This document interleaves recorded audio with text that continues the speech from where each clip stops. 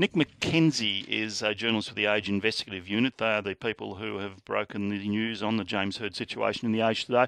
Nick, good morning. Good morning. It's pretty complex in various areas, but first, what is alleged by Stephen Dank against James Hird? I guess one of the core things that's alleged, and you didn't mention it in your earlier comments, is that James Hird was one of the key people at the club who actively backed and supported and encouraged Stephen Dank's program. Now, how do we know that? Well, Stephen Dank has, A, told that to the ACC, B, that's the understanding of ASADA, C, is on the record with us, and D, amongst a range of things, we have information that verifies James Hird's intimate knowledge of key aspects of this program. Now, one of the most important things is what was given to players. Did James Hird know? He did know about some of the more interesting things given to players. Such as? Now, the club's come out and said they're shocked by some of the things that were given to players.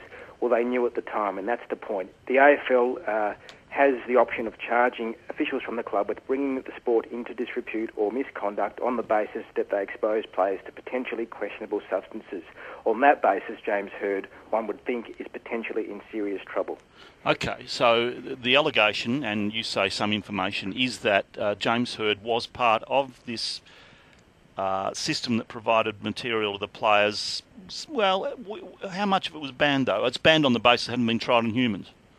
Well, it's a complicated question for legal reasons and scientific reasons, but I mean, a lot of the substances used were not regulated or were not labelled as approved by the Therapeutic Goods Regulator, which basically says what medicine. Well, it's just things like pig's brains and stuff. So that's right. So that's a good example.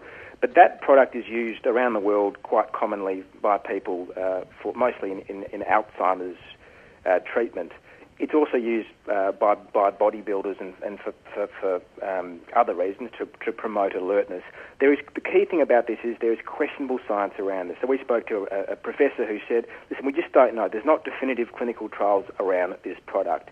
So do you give a player, do you give your child a product that the science is not definitive? And that's an open question. So what's the important allegation here? One, that James Hird was being injected, or second, that he knew the players were being injected?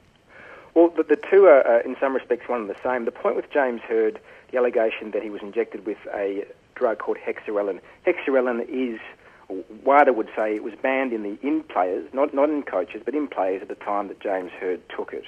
At that very same time, the players were being injected with a whole range of other substances.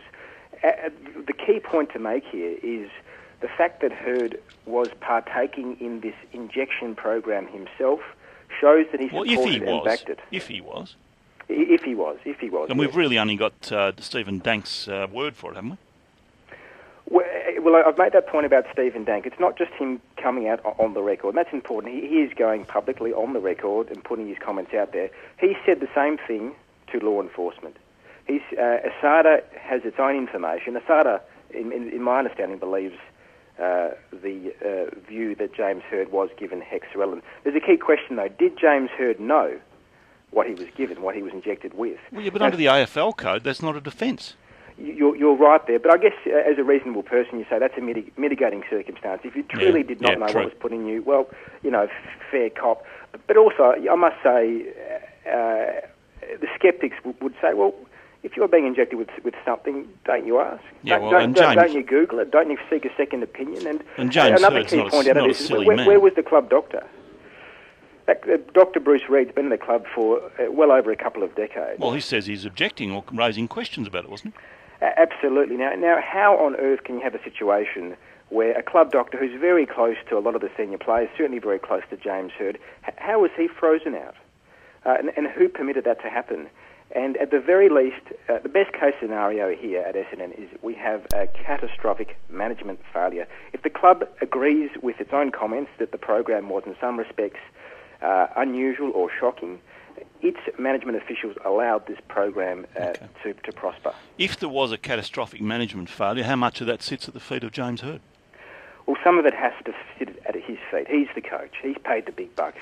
I mean, he has a moral, ethical obligation to look after his players.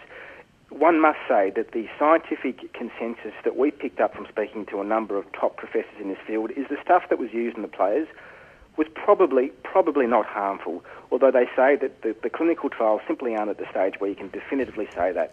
But that's still not good enough. It's not. You should not be giving players or having players in a situation where they are giving stuff that's not 100%, 110% okay. Some of the blame must lie at James Hurd's feet. But he's only one cog in a wheel that was needed to. There's a lot of cogs in the Steve Dank wheel. The others, the CEO Ian Robson. What did he? If he didn't know, he should have. Okay. Thanks, Nick. Nick McKenzie, journalist for The Age, part of The Age Investigative Unit.